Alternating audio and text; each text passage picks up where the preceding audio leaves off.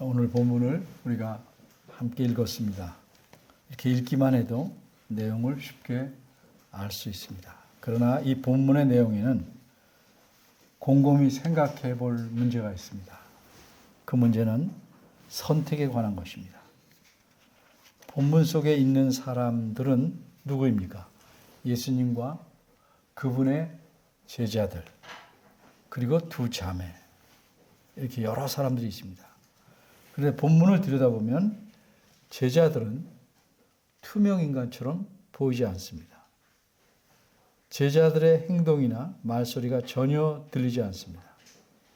또 두 자매 중 동생의 행동은 나타나 있지만 동생의 말은 한마디도 없습니다.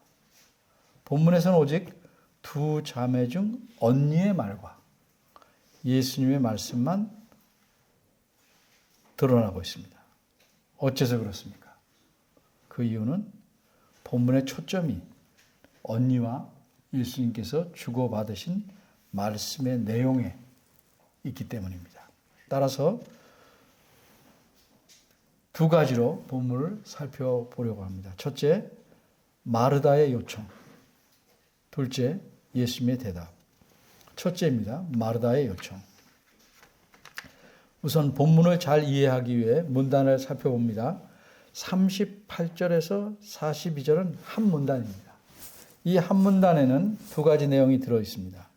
38에서 40절은 두 자매의 선택과 언니의 요청, 이 두 자매의 문제가 들어가 있고 41절과 42절은 예수님의 대답입니다. 먼저 40절을 보겠습니다. 마르다는 염려하고 근심합니다. 왜 그렇습니까? 그녀가 많은 일을 버려놓았기 때문입니다. 이 많은 일, 벅찬 일 때문에 그녀는 분주하며 마음이 복잡합니다. 그래서 괴로워합니다. 도대체 어떤 일입니까? 본문에, 그리고 어떻게 이런 일이 생겼습니까? 본문의 첫 구절로 가보겠습니다. 38절입니다.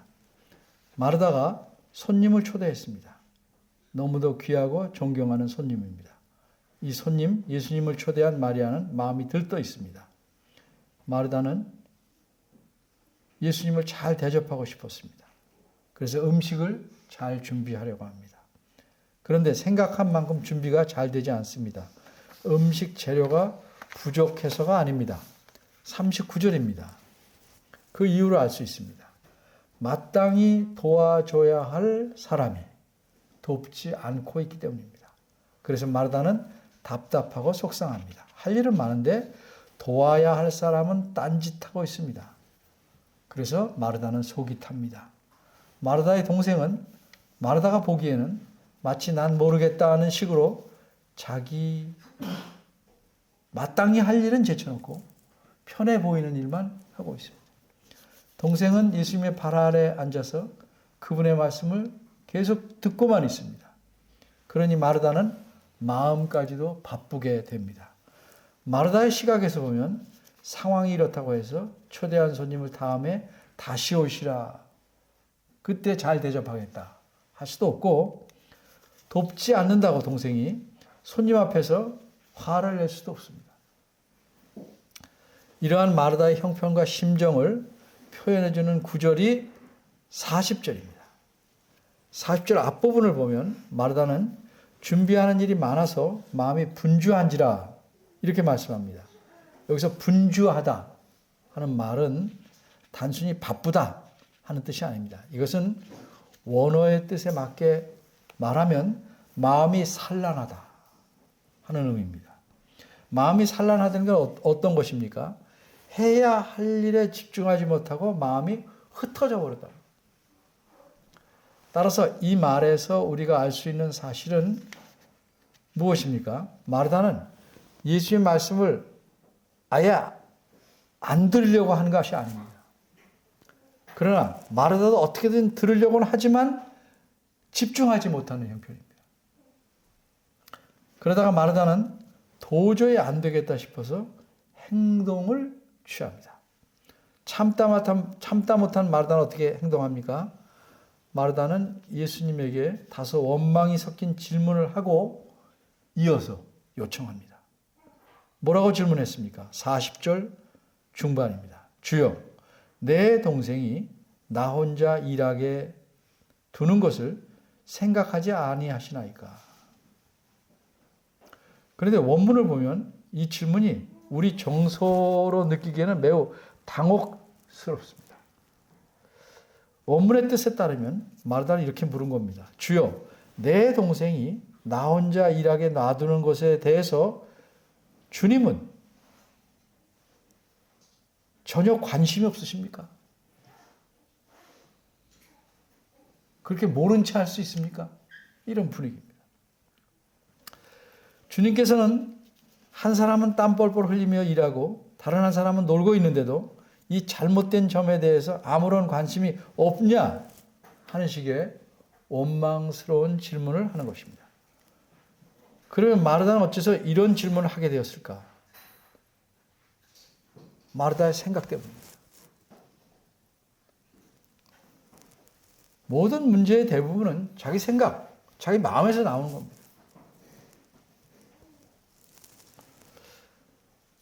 어떻게 마르다는 생각합니까? 내가 혼자서 음식을 준비하느라고 이렇게 바쁘게 움직이는데 그나마 또 예수님 말씀을 어깨너머로 들으면서 일하느라고 바쁘는데 동생은 예수님 코앞에서 턱 받치고 계속 앉아서 듣고만 있구나. 이런 상황을 예수님이 모르지 않고 뻔히 보셔서 아실 텐데 어째서 동생에게 너 언니 좀 내 말 좀 그만 듣고 언니 좀 거들어주면 안 되겠냐? 이렇게 왜 말씀하시지 않을까? 이 일은 부당하고 불공평한 것이 아닌가? 예수님이 왜 이런 일을 하실까? 이런 생각 때문입니다. 그래서 마르다는 아예 단도직입적으로 예수님께 이렇게 요구합니다. 그러니, 우리만 빠져 있는데, 그러니 이러이러하니 내 동생에게 명하사 나를 도와주라고 하십시오. 상식적으로 우리가 생각할 때 마르다는 아마 여러 차례 동생에게 도와달라고 눈치나 신호를 보냈을 것입니다. 그러나 동생은 예수님 말씀에 집중하느라고 못 보았거나 봐도 무시했을 수 있습니다. 그러기에 아무래도 안 되겠다는 생각에 마르다는 무심하게 보이는 예수님을 원망스럽게 여기며 불만스럽게 여기고 예수님에게 직접 동생에게 도와주라고 명하시라 이렇게 요청한 것입니다. 마르다가 이렇게 묻고 요청한 분위기를 보면 아마 마르다는 예수님께서 당연히 자기가 요청한 대로 해 주실 것으로 기대하였음직해 보입니다. 왜냐하면 마르다 입장으로는 자기 질문이 타당할 뿐더러 그렇게 하는 것이 자기가 요구한 대로 하는 것이 도덕적으로 타당하고 또 게다가 자신은 참을 만큼 참고 말씀드리는 것이니까 예수님께서 마르다 자신의 요청을 당연히 들어주실 것이다. 이렇게 생각하였기 때문입니다. 그러나 예수님의 대답은 마르다의 기대와는 달랐습니다. 무엇이라고 대답하셨습니까? 41절과 42절입니다.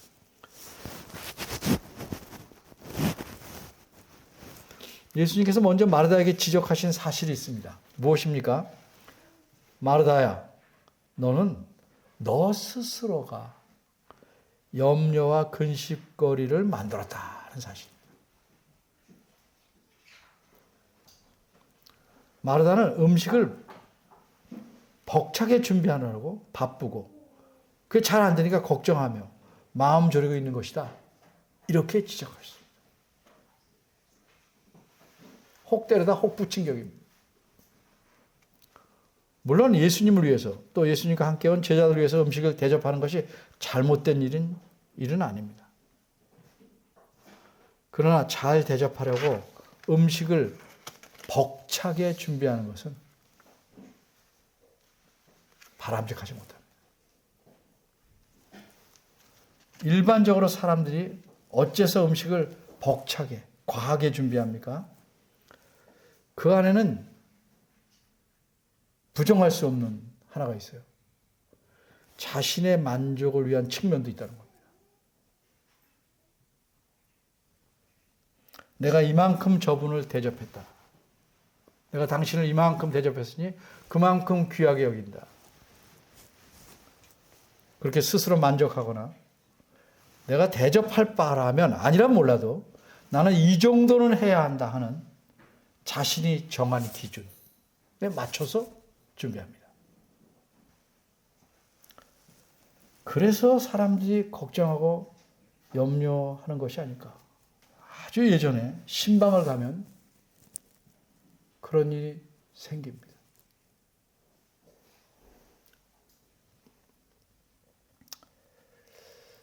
그러니까 대접하는 사람이 대접을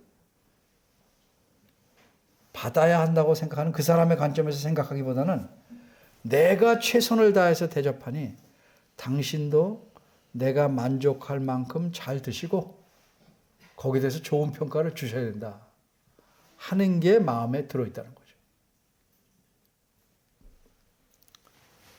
과연 이렇게 준비하는 것이 바람직한지 모든 면에서 우리가 생각해 봐야 할 것입니다.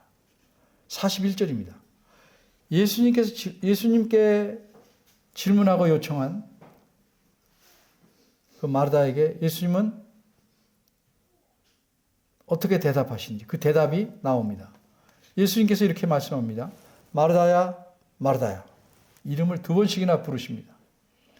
여기서 알 수 있는 사실이 뭡니까? 하나는 예수님께서 이 여인을 전부터 알고 계실기에 이름을 부르셨다. 그래서 하나 알 수 있고 또 하나는 예수님께서 이름을 거듭 부르시는 것을 보니 상당히 진지하게 또는 설득력 있게 대답하시려고 하신다는 사실입니다.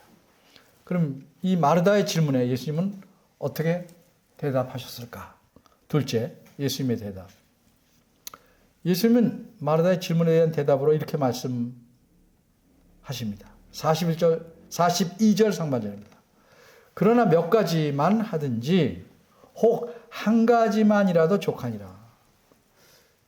이 말씀이 무슨 뜻인 것처럼 보입니까? 이 말씀은 그렇게 염려 근심할 정도로 많이 준비할 필요 없고 몇 가지 음식만 준비해도 되니까 그럼 충분하니까 혹 한 가지 음식만 해도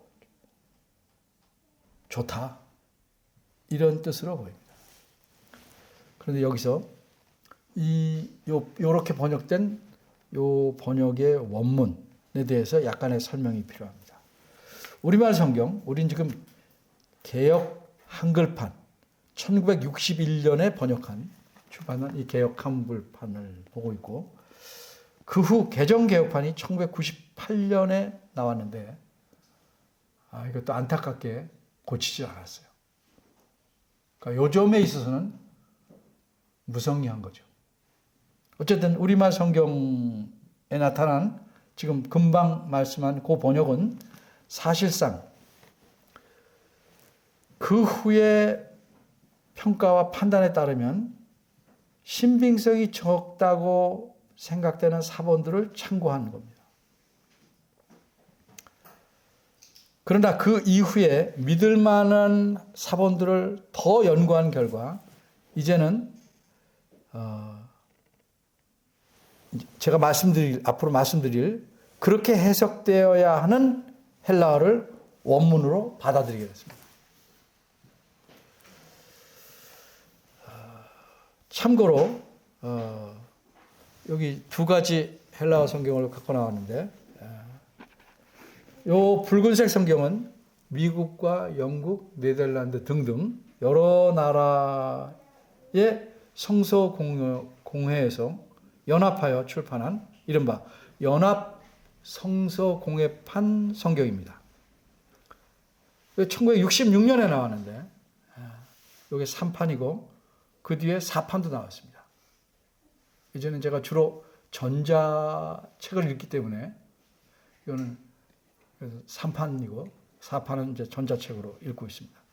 이 파란색 성경은 소위 네슬판이라고 부르는 독일 성서공회판 성경입니다. 이거는 27째 판인데 지금 28째 판까지 나왔습니다. 전자책으로 보고 있습니다. 이게 이제 두 개가 세계에서 공인되는, 권위 있다고 권위되는 두 권의 성경 원문, 신약 원문입니다. 원문 성경입니다. 근데 여기서 잠깐 알맞은 원문을 어떻게 골라내는가 이 연관해서 좀 우리말로 예를 한번 들겠습니다. 제가 두 가지 문장을 읽을 텐데 그 중에 어떤 것이 알맞은지를 생각해 보십시오. 첫째 문장, 나는 그 사람을 존경한다. 그래서 그는 늘 공평하고 정의롭다. 둘째 문장, 나는 그 사람을 존경한다. 왜냐하면 그는 늘 공평하고 정의롭기 때문이다. 이 두 문장에서 어떤 게 자연스럽고 좋습니까? 전혀 안 들으셨습니까? 그래서 이상하죠, 그렇죠? 네. 왜냐하면 이래서 존경한다. 이게 훨씬 논리적으로 자연스럽죠. 그러니까 아까 뭐 한두 가지, 몇 가지도 족하다, 한 가지 족하다 하면 음식에 대해서 말하는 것처럼 보이는데 논리는 그게 아니거든요.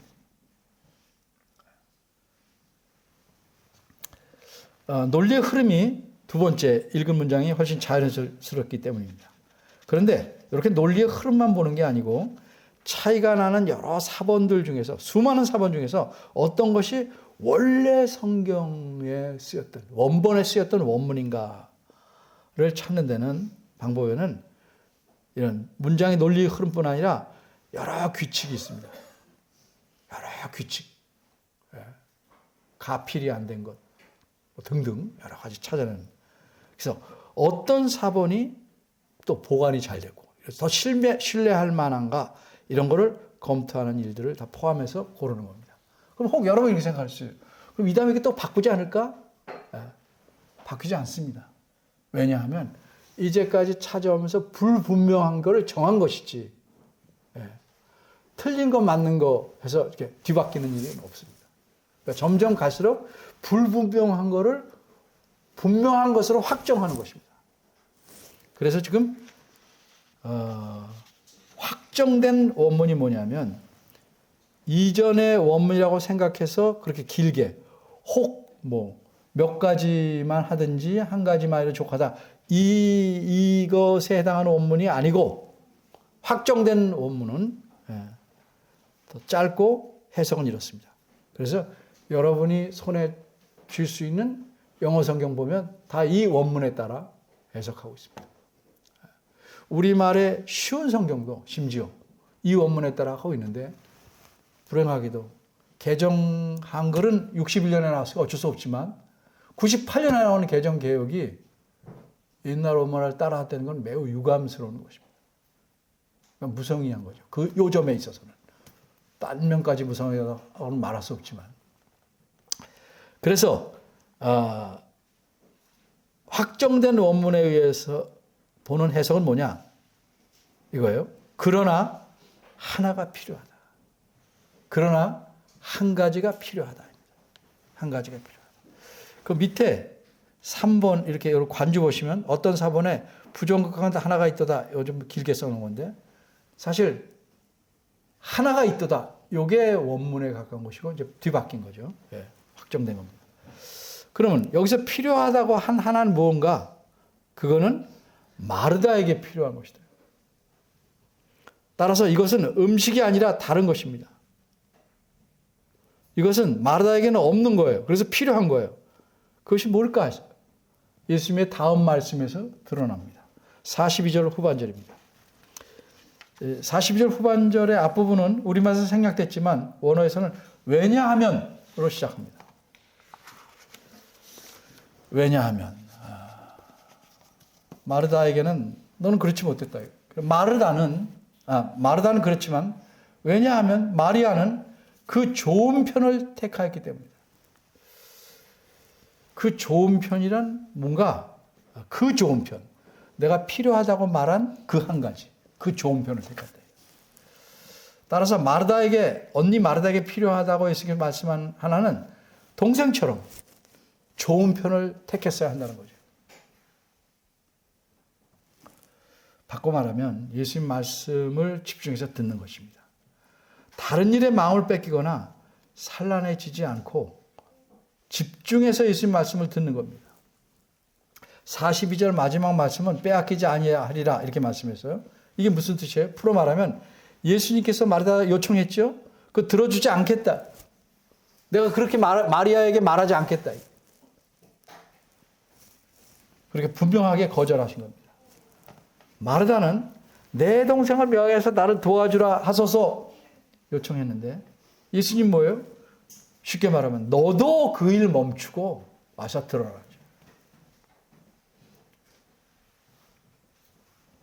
내 동생은 그 좋은 분을 택했으니 내가 내 요청대로 하지 않을 것이다. 그러니 마리아는 그것을 빼앗기지 않을 것이다. 이렇게 확실하게 대답하신 것입니다. 그런데 여기서 우리가 오해하지 않아야 될 사실이 하나 있습니다. 그럼 예수님을 위해서 제자들을 위해서 음식을 준비하는 게 잘못되었다고 예수님 말씀하는 거 아닙니다. 다만 많은 음식을 장만하라고 마땅히 우선으로 들어야 할 예수님의 가르침에 집중하지 못하는 것이 문제라고 지적하신 거예요. 쉬운 예를 하나 들어볼게요. 우리 교회에서는 그런 현상이 전혀 일어나지 않지만 다른 교회 가면 집에서는 아이를 방목하다시피 키우고 교회에서 그런 애를 놔두니까 어떻게 돼요? 예배 방해되죠. 그러니까 그 방해 안 되게 애를 단속하느라고 내내 부모가 신경 쓰다가 예배 못 본다. 예배 못 드린다. 그게 좋은 편을 선택한 게 아니죠. 반면에 동생 마리아는 예수님의 가르침을 듣는 일에 집중했으므로 예수님께서 마리아가 더 좋은 편을 선택하였다라고 말씀하신 겁니다. 이처럼 예수님의 대답에서 우리가 분명히 알 수 있는 사실이 무엇입니까? 그것은 예수님께서는 자신의 말씀을 잘 듣는 것을 음식으로 자기를 잘 대접하는 것보다 더 원하신다는 사실입니다. 목적에 맞게 선택해야 됩니다. 이 본문을 가지고 지금으로부터 약 1500년 전인 교부시대 이후로 어떤 교회들은요, 오늘 본문에서 아주 잘못된 가르침을 끌어냈어요. 어떤 가르침이냐면 음식을 만드는 것, 즉 그걸 넓혀서 행동적인 봉사보다는 말씀을 듣는 것, 즉 묵상이나 명상이 하나님께 더 가치 있는 일이다. 이런 잘못된 가르침이 수도논종으로 번진 하나의 원인이 되는 거예요. 그러니까 묵상하고 명상하고 가만히 있는 것이 훨씬 가치 있는 것이다. 이런 잘못된 가르침을 끌어냈다.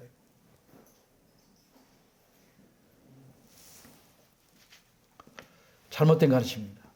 이 본문에서 말씀하신 것은 음식을 만드는 봉사가 나쁘다는 것이 아니고 그것도 필요하지요.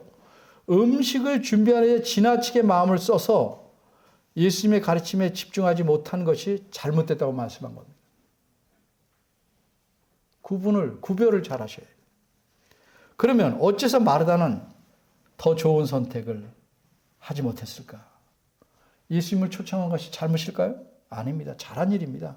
음식을 준비하는 것이 잘못인가요? 아닙니다. 그것도 잘한 일입니다. 문제는 마르다는 예수님께서 초청에 응하신 목적을 몰랐다는 데 있습니다. 예수님은 두 자매에게 하나님 말씀을 가르쳐 주시기를 원하셨습니다. 그런데 마르다의 목적은 달랐습니다. 마르다는 예수님에게 음식을 대접하는 일이 더 중요했습니다. 그래서 예수님의 말씀 듣는 일에 집중하지 못할 만큼 많이 준비하려고 했어요. 근데 마르다는 어떻게 해서 이렇게 하게 되었을까? 한마디로 우선순위가 그 생각, 사고 안에서 잘못 정해져 있었기 때문입니다. 누구나 마찬가지예요. 우선순위는 어떻게 정해지죠? 주로 자신이 가진 목표나 목적, 또 가치관에 따라 배운 교육도 영향을 미쳤겠죠? 가치관에 따라 정해지는 겁니다. 굵게 예를 들면 살아가는 게 자기 행복이나 만족이 목표고 그것을 이루려면 돈이 제일 중요하다고 생각하게 되면 우선순위는 그런 관점에서 정해질 수밖에 없는 겁니다. 그러니까 우리가 하는 일을 보면 저 사람의 우선순위가 무엇인지는 어느 정도 드러나죠. 반면에 하나님을 기쁘시게 하고 그분을 즐거워하는 것이 내 삶의 목표다. 그러기에 무엇보다 하나님 말씀을 순종하고 돈 필요한 줄 알지만 그것보다는 사랑 관계가 더 중요하다고 생각하면 그런 관점에서 우선순위가 정해지는 법입니다. 그 우선순위가 잘못돼서 잘못 바뀌면 덜 중요한 것에 매달리게 됩니다. 사람은. 그래서 더 중요한 것, 본질적인 것을 놓치게 됩니다. 내 눈에 좋은 것들이라고 아무거나 골라서 하면 안 되고 이 좋게 보이는 이것이 성경 말씀에 비춰봐서 알맞은 것이냐. 그게 진정한 좋은 것이냐. 그 중에서도 더 중요한 것이 이 상황과 목적에 더 중요한 것이 무엇인가. 더 유익한 것이 무엇인가. 그것도 생각해 봐요. 어쨌든 이 점에 있어서 동생 마리아는 바른 선택을 했고 그래서 간접적으로 예수님께 칭찬을 받았죠. 그러나 언니 마르다는 그러지 못해서 어떻게 됐어요? 책망받았다기보다는 스스로 힘들게 되고 말았어요.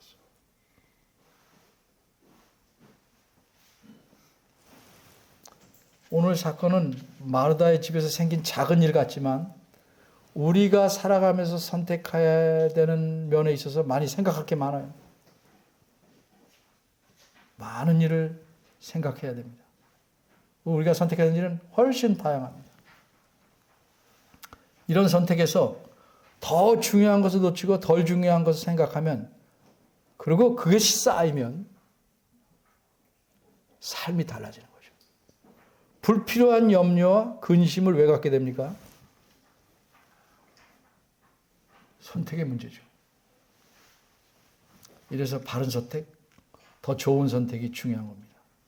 그러면 어떻게 하면 우리는 더 좋은 선택을 할 수 있을까? 하나님 말씀을 성경에서 배울 수 있어요.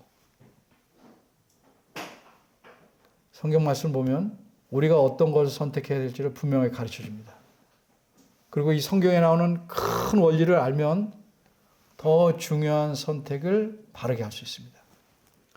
성경이 늘 말하죠. 큰 원리가 뭐예요? 재물이냐? 하나님이냐? 이익이냐? 공의로움이냐? 내 이익이냐? 공의로움이냐? 사람을 기쁘게 할 것인가? 하나님을 기쁘시게 할 건가? 큰 원리입니다. 이뿐만 아니라 우리가 하나님 말씀을 더욱더 깨달아서 바르게 이해하면 할수록 좋은 것들 중에서도 더 좋은 것을 선택할 만큼 충분한 분별력을 갖게 되는 겁니다. 그러나 분별력이 적으면 성경 말씀을 가르쳐주는 하나님 뜻은 무시하고 분별력이 적으니까 뭐가 하나님 뜻인가 찾아요. 자기 뜻대로 선택해놓고 그것을 위해 매달리고 기도합니다. 하나님이 원하지 않는 것 선택해놓고 계속 해달라고 기도해요. 그러다가 만족스러운 결과가 당연히 안 나오죠. 안 나오면 어떻게 해요? 어디 하나님이 이럴 수 있습니까? 내가 얼마나 기도했는데 얼마나 간절히 금식돼 가면서 매달렸는데 하나님 내게 이럴 수 있습니까? 그렇게 불평하거나 항의하게 되는 겁니다.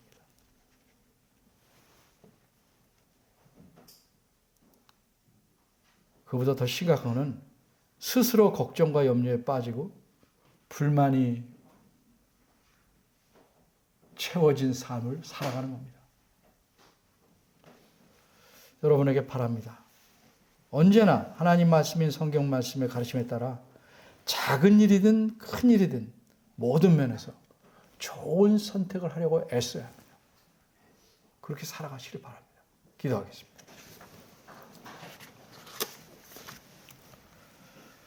은혜로우신 하나님, 우리에게 지혜와 분별력을 주시고 또 하나님 말씀을 통해서 더욱 지혜가 자라나고 분별력이 더욱 풍요로워질 수 있도록 하셨음에도 불구하고 우리는 세상의 기준에 따라, 내 욕심에 따라 잘못 결정하면서도 주의 말씀을 소홀히 하는 경향이 있습니다. 우리 마음속에 주의 말씀 멀리하라는 그릇된 속삭임에 속지 않게 하시고, 이걸 주의 말씀을 살피며 주의 뜻에 따라 모든 것을 바르게 주님께서 기뻐하시는 선택을 할 줄 아는 지혜로운 자들이 되도록 도와주시옵소서. 예수님의 이름으로 기도합니다. 아멘.